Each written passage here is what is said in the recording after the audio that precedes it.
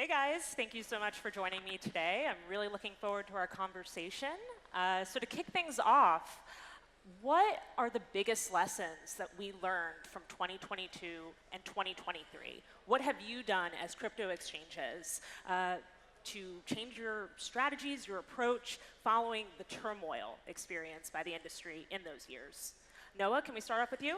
Sure. So, look, there's an old saying, generals fight the last war, and regulators fight the last scandal or the last issue. When I was in traditional finance, I'm going to date myself now, but going back to sort of 2012, 2013, HSBC had a well-known scandal issue with some money laundering Mexican drug cartels. Post that, the regulators clamped down on everyone. Regardless of how good your program was, they wanted to make sure something like that never happened. Crypto, we're seeing the same playbook. We've had some issues, obviously FTX being the biggest. Regulators worldwide are trying to make sure that that doesn't happen to any other exchange. And so we're working to try and assure them that that's not going to be the case. Sure. Sonia? Yeah, 2022, I mean, everyone probably know that we had a Lehman moment of crypto industry, that collapse of FTX. That's definitely smashed a lot of confidence for the industry, especially for centralized exchange. Everyone sitting here that will understand that. But I think, in a way, it also reminds us the industry when we need to grow bigger and more mainstream. There are quite a lot of challenges we've got to go through: systematic risk, unsystematic risk. So from there, I think a centralized exchange, we definitely put a lot more cautious, work with compliance, and then self-regulated control, proof of reserve. So a lot of precautions came out of that. So in a way, it was a lesson for all of us. And then 2023, we made a recovery with better condition of the market and everything. So I think we're heading to a good direction at this stage. To me, I think over the past few years, actually the landscape of crypto exchange as well as crypto overall industry has changed a lot. Like in the past, I believe the peak time is over 1,000 crypto exchange all over the world. Now the number is 200. However, like when the bull market come back, the number is increasing every day. So one takeaway from me is that what really can make the project or like company like ours stand out is like our really focus on user experience, user-centric. We put users' benefit ahead of like many things else. Then like people will know that who really put heart into the product. So that is one key takeaway. That's how, and also it is our like for BingX, it is our vision and mission to provide user-friendly, accessible things to the industry. And this is not just a word or a sentence.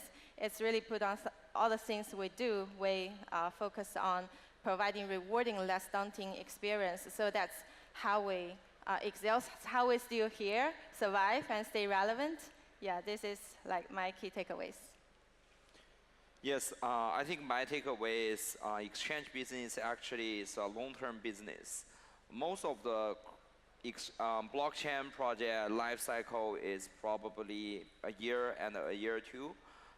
We can see lots of the projects has been delisted from major exchange, after 2 years if there is no development. But for crypto exchange, I think the life cycle you can see for most outstanding exchange here is around even 10 years, 20 years, right? 50 years. So that's why I believe we need to think of long term. So for lots of the projects, when they grow, they use too much of the leverage, and they just want, like community sometimes also just want bumping, right? But instead of like bumping side, we need to think of long-term growth, which we need to focus on, I think, several things. First of all, to the community is transparency. I think we have done good in the last like 2 years as an industry of proof of funds. Right now, all the major of crypto exchange has Mercury Tree proof of funds. But I think this is not enough. So I think right now HTX is also seeking to be audited by one of the major auditing firm, which I think auditing report is very important for the industry and for the institution investor. If they want to get on board, they want auditor report, right? And the second thing, of course, is security. Right now, the hackers is just getting more and more sophisticated and professional. So every crypto exchange has been hacked, basically in the past 10 years, which put this also into a very important issue we need to address on. I think there's two problems. First of all, we need to make sure the exchange get hacked as less as possible, right? 10 years a time, or even never happen. Second, we need to make sure even the exchange get hacked, the loss is controllable, right? It's just like Coinbase has this kind of the insurance for exchange like hot wallet, right? Even Coinbase, for example, lose all the money in the hot wallet overnight, it's gonna be recovered by insurance. For example, Binance also have this kind of the user insurance fund, right? So HTX also built a user insurance fund. Make sure last time HTX also got hacked for $30 million, and we can repay the customer immediately on that. So I think these two is very important if we want to run the exchange in the long term to guarantee we have the bull market rally. Yeah, I was going to ask about security.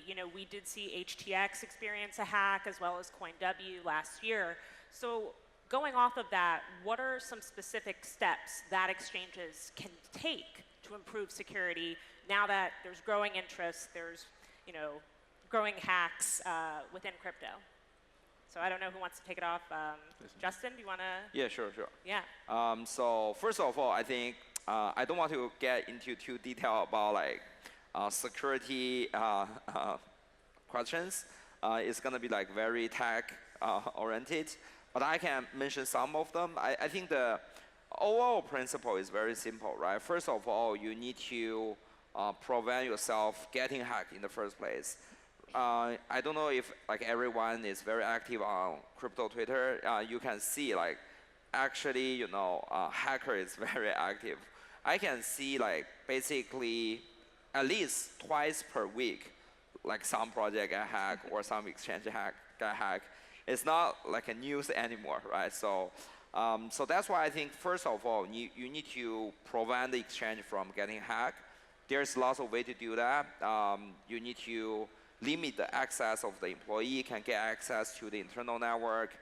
You need to have this kind of the attack detection. So make sure you find the hack the first time when they come into your come into your internal network. And also, of course, the wallet management is super important. And besides that, I think also you need to manage the size of the hot wallet, manage the size of the loss if it comes to the exchange. So basically, I think one of the security experts told me, it's basically face the fear, right? Everyone is talking about getting hacked is super big issue, right? If you're getting hacked, it's gonna be a very big news, right? But we need to, as a exchange platform, you're gonna running for 20 years, 30 years. So you need to first of all face the fear and also plan for the worst, right? Even you lost your money, you will have customer insurance fund, you will have insurance company pay for that. So you have different layer of the protection here. So I think that's the best way to make the customer also comfortable to trading on the platform. Yeah, so if I allow. So I totally agree. I mean, IX Exchange and CoinW, we have been around for the last 7 years.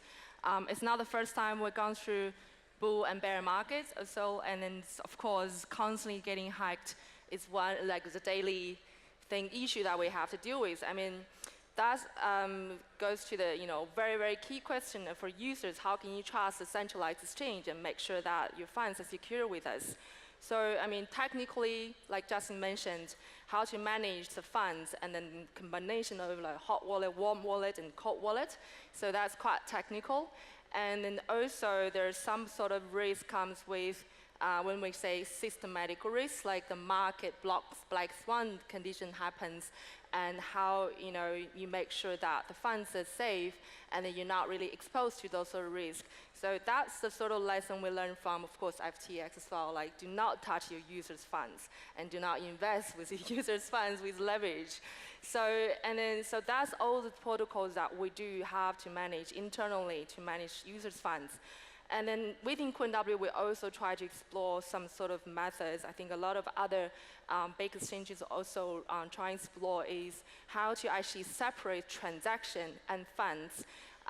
If we can just park the funds on-chain and make sure they are safe instead of one centralized wallet, and transaction-wise, it's all off-chain. And then that just separate the risk of centralized funds all put together. So we are definitely trying, I mean, our tech team and security team trying very hard every day to stay away from any sort of risk and then to make sure that the funds are safe. So that's my part. Yeah, I want to add a point on that. I agree with Justin and Sonia, what Sonia said, like to segregate users' funds into different wallets and to educate our user, like how can they prevent themselves from being hacked. One thing I think BingX take one step further. Maybe I think many of us also looking into that space, but like BingX really make investment in those technologies that can help us smartly detect the suspicious activities on our platform. Because sometimes users' account got hacked. They will conduct a lot of like very suspicious, frequent transferring, etc. And we deploy artificial intelligence technology to detect those activities in advance before they make really substantial or material loss to users' account. And I think one thing about the security is that it's actually, like in my opinion, I think that challenge also brings opportunities for like CeFi stacks, because we really put a lot of resource and investment and like people into building a strong system that can protect our customer. So it's naturally like let us become a gateway towards the like DeFi world, right? When people connect to a CeFi exchange, and we connect them to the DeFi world. And we will use all our technologies to solve all those struggles, to save all those hassles for our user to really connect their wallet to the DeFi world, which is like a jungle for them. So this is, I think, bringing more opportunity for like stacks. You know, the only things I would add, great points here, just echoing on what Justin said, complacency and avoiding that. We're never fully secure. The hackers are always innovating, and we need to stay up to date and sort of think ahead of them. User education, but not just user education, actually employee education as well. Those are some vulnerabilities that we need to ensure against. And then the last thing I'd say is it's really important to continue to information share across the industry. Obviously, we're competitors with other exchanges, but if another exchange has a hack, it really does nobody any good. It's not good for the industry at all. And so we information share both formally and informally, not just with law enforcement, but with other exchanges to make sure that we're all aware of vulnerabilities that we're seeing. Now things are really picking up in the crypto industry. There's the meme coin frenzy. We've seen anonymous founders raise huge amounts of money. Are there any things from the last bull market that you think should be left behind in this oncoming one? Noah, do you want to start off? Look, I think if it's too good to be true, it probably is. I like the way Justin articulated it. We have to think long term. Is there utility in the projects? I have no problem with meme coins. They're fun. I have some myself. But you have to sort of be realistic about what they are. And I just think, we talk about security, meme coins. if the industry wants to continue to impress upon sort of the non-believers that we're a legitimate asset class with a real future, it's important to sort of articulate what the meme coins are and leave, look, they can be fun, but there are projects with real utility, and sometimes I feel like the meme coin craze and some of the excesses of the past bull run undermined the sort of really fantastic work and innovation that's being done in the space. I really do think there's room for both, and I know there's a sort of philosophy that some exchanges have. Do we list some of these projects? Do we not list? We typically take the view, obviously we want users to be informed and to be transparent, but not necessarily picking winners or losers about the actual utility of the project. Okay, I will jump in that. Okay, I will share some of my personal experience when I'm using that Web3 project. Because I'm taking care of the product, so I will be from a really product person perspective. It's like in last bull run, I'm a really game fan. I play a lot of games. And I feel in the last bull run, people like projects, not only game, but also like many other sectors, people are really rush into the market and monetize like whatever concept with the combination of crypto blockchain technology, right? So they found, okay, they can make a quick, very fast, quick money. But actually, think about it, did it really like create value for this industry? Take GameFi as example. I think GameFi is still a very hot topic and very useful, very important use case for blockchain or cryptocurrency. But in last bull run, actually, most of the like visual graphic quality are pixel. I don't think pixel is a problem, but the thing is the majority of the game are pixel. That's a problem. But this time, I think things are quite different. Like, because like so many projects disappear in this market, nowadays we still see a resilient bunch of developers stay in this industry. They really improve the quality of the game, and they really improve the mechanism that they use to design their token economy, right? So in this bull market, I really have more confidence in those projects who still survive and who use some of the like Web2, very famous Web2 game team. They come to Web3 area to design the game, use very good graphic technology, and even there was a game I follow. They even use the like photorealistic technologies that is way above the average quality in this market. So I see a lot of those new projects coming out. They already left those like bad, not so good things behind.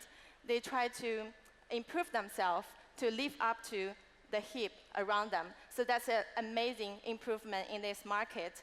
And for example, for BingX, we also have a research team out there to talk to those good projects. And once we spot the potential, we'll just, okay, come to list with us. And BingX is really making the product features that's necessary to provide a more a more accessible environment for them. For example, we even devise some price protection feature on the staking product for the new listed tokens on our platform. That is, the platform will compensate for the price loss, the loss due to the price fluctuation.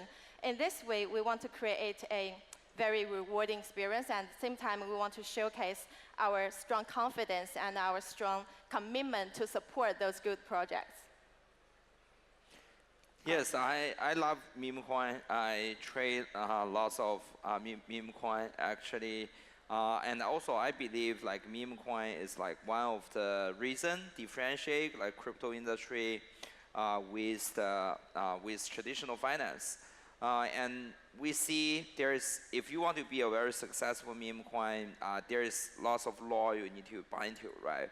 First of all, fire launch, and also you need to spend most of the money you raise from the meme coin to build a good liquidity pool, and also you need to have like a operation and a culture tied to the crypto industry, and you need to create different of the meme campaign and lots of the culture vibe in the crypto industry. So, so that's my general understanding of meme coin. But of course, I think besides that, still we need to focus on infrastructure support, right? So to build a good crypto product, because that's like how we can onboard the 8 billion people on Earth into crypto in the first place. On this type of the things, I believe like stablecoin payment, stablecoin network is very important. We see USDT on Tron has been like widely adopted like globally as infrastructure for everybody can use, and we see all exchange apps has been developed, become like a fiat on-ramp for every investor to get access to meme token in the first place. So I think for on my end, I think I will be a participant in the meme vibes and try to build the best infrastructure for it, and hope everybody can enjoy trading on meme coin. Yeah, so I mean, if we talk about the lessons from last bull run, I mean, personally, I would say in the crypto industry, we need to be positive. We are very positive, but don't be overconfident. The thing is, imagine the last bull run, everyone was so happy, 2021, we had massive growth in the market and the liquidity growth, everything, but suddenly a lot of black swan hit, but that was also caused by overconfidence, overinvestment, over-leverage, misuse of funds and all that. So definitely in this bull run, we try to avoid that because that put us backwards at least a few years of the whole industry. And then even like, I know now we're in the beginning of bull run, hopefully, like everyone very positive, like we need to be positive. Look at the event today that show up the people from all over the world. The crypto industry is booming, feel like the whole positivity coming back again. But if we look at the industry itself, the scale is rather still small. It's only 2.4 trillion market size now. Even not as big as Apple. Apple's 2.7 market cap. And then in terms of user, we probably have about 500 million users globally for crypto. There are more than 1.3 billion iPhone users globally. So as an industry, we're still early stage. There are quite a lot of things that we really need to have to grow to make it mainstream, to make it bigger size.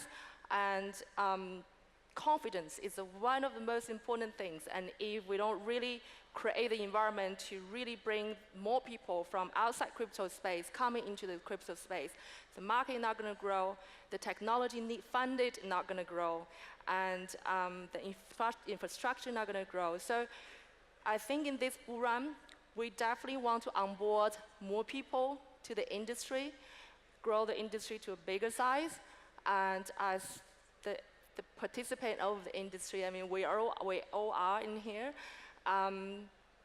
We want to make sure that we're not doing anything wrong that scare people away and then put us back a few years backwards again. So I mean, that would be my intake on this. Yeah, my next question, I wanted to ask about what geographic markets you guys are most excited about. And Vivien, I want to start with you because I understand BingX has made some progress in moving into different markets abroad. Okay, this is an interesting story. Actually, BingX, many people may be unfamiliar with BingX. Actually, we exist in this industry for already 6 years. This year is our 6th anniversary. But in the past, we put on all our resources in product development, and we think, okay, we need to fine-tune everything to make maybe the top user experience, the interface and everything, the infrastructure as well. Then, okay, come to a point that, okay, we say, okay, it's time for us to go out. But actually, in the past, now we have over 10 million users on our platform. That's quite not small. But where does user come from? Because word of mouth.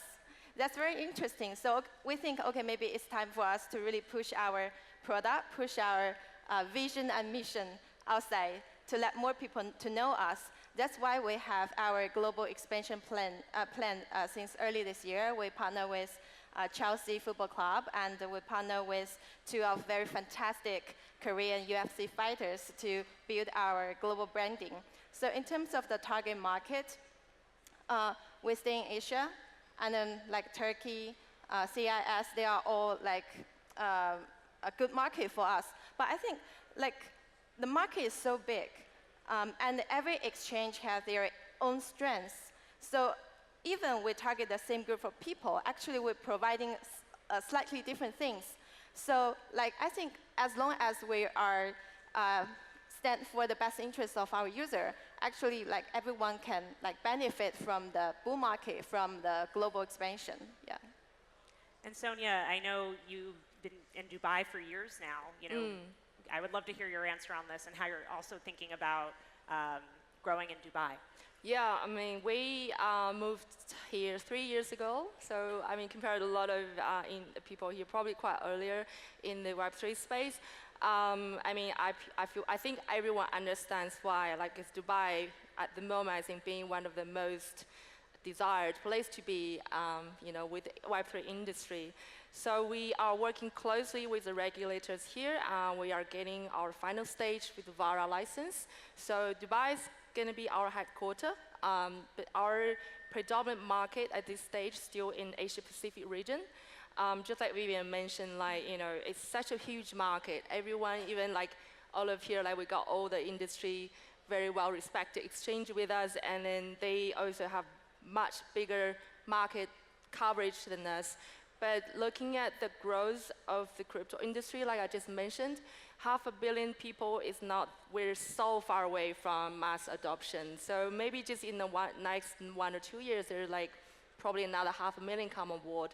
And then where are they going to go first? Centralized exchange first. Like no Web2 people are going to jump on DEX first. So centralized, like Vivien mentioned, is the gateway for, you know, ordinary people to come on board. So as you know, CoinW strategy is we're going to headquarter in Dubai and fully compliant and regulated in Dubai, and focus on where the mass adoption is, mostly from the debanked area, like emerging markets, Latino American markets, like Turkish market, African market. And those markets, they need simplicity, they need education, they need support. So that's mostly what we're going to focus on, you know, more education, more simplicity, user-friendly, and make sure they not feel so daunting when it comes to crypto and investment and all that. So I'm really looking forward. I think it's going to be a fantastic year or two for all of us, for the people in the industry.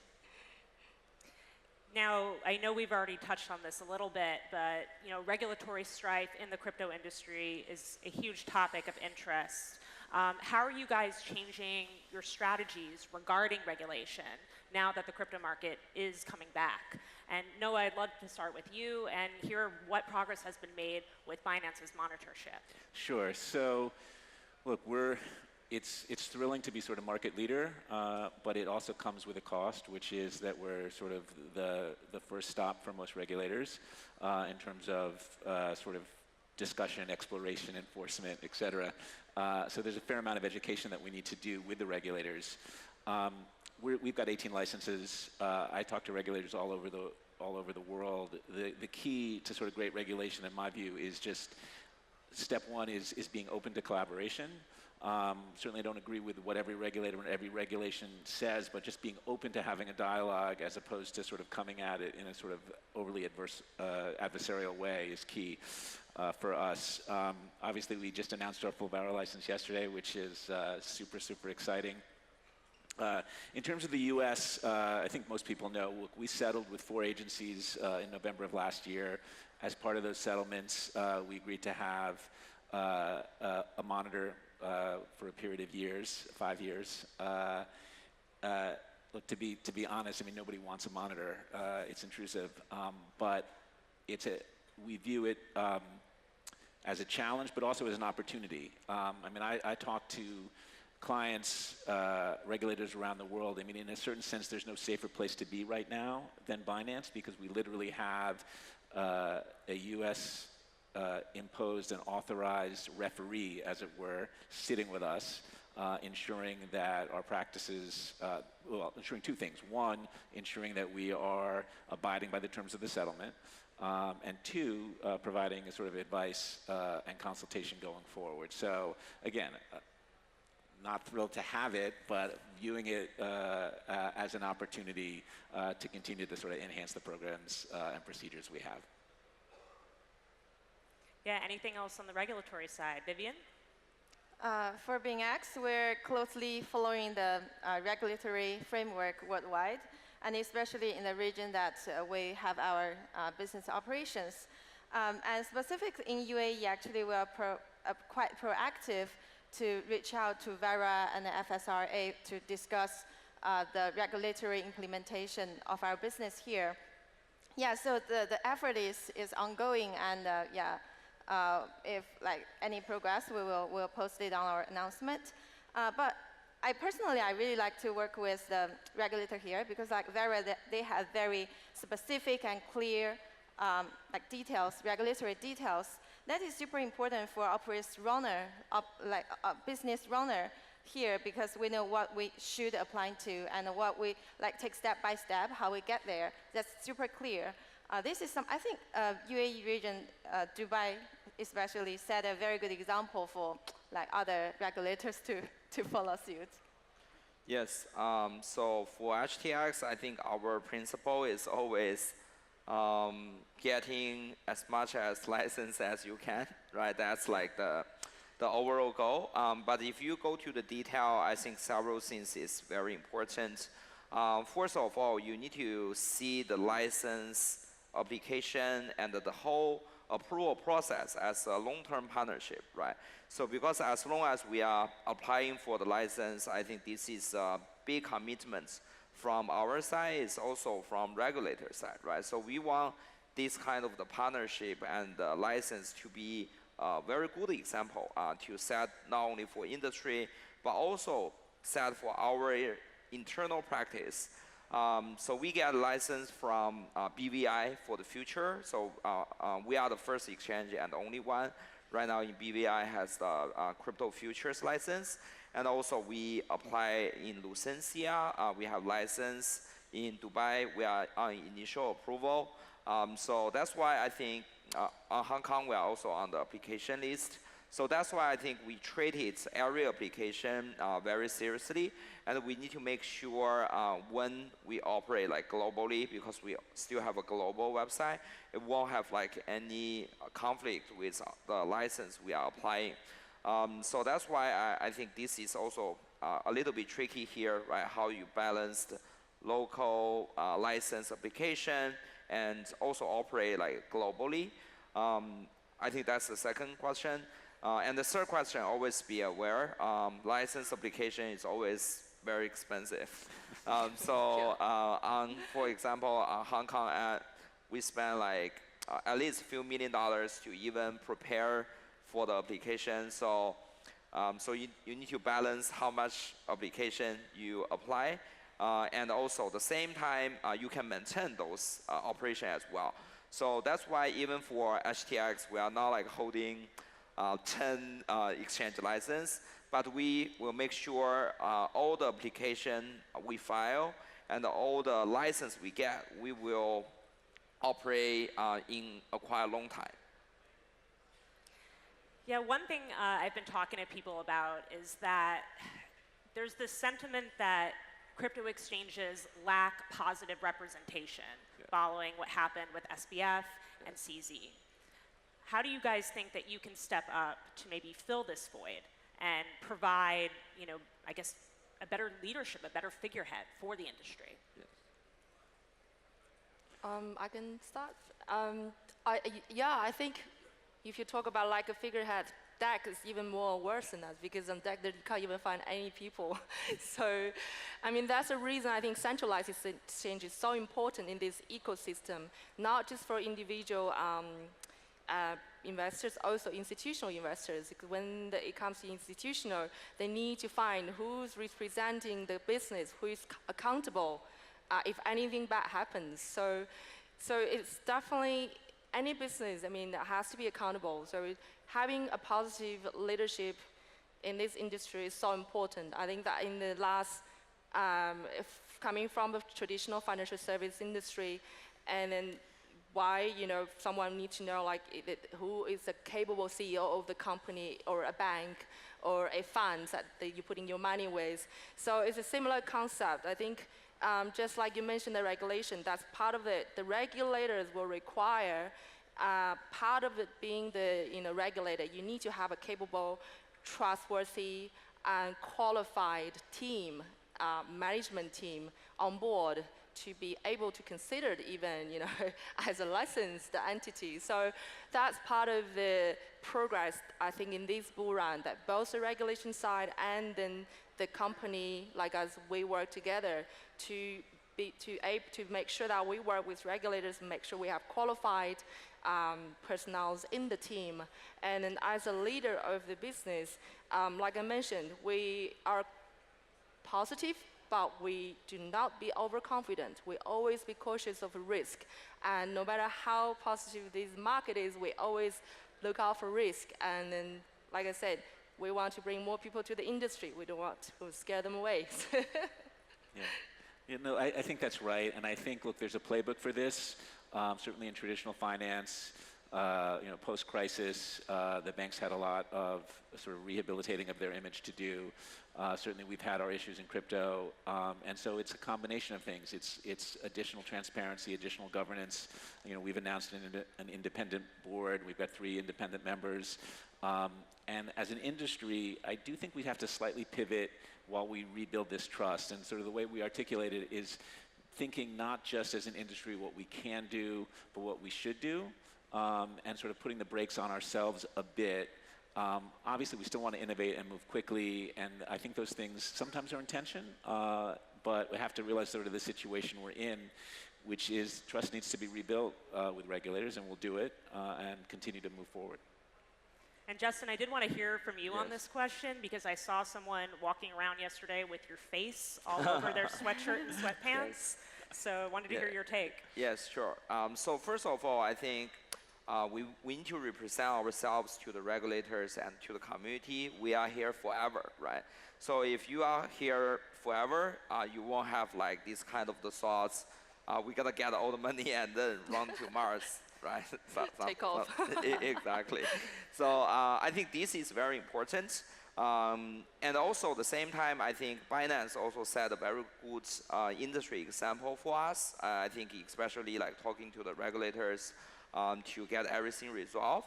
On my end, I think HTX used to have like $60 billion user assets, which is also a very big amount. And at that time, when we returned the funds to the customer, because like regulator asked us to, we return like in half a year for all the assets without like any complaint from the customer. So which I think this is also very important.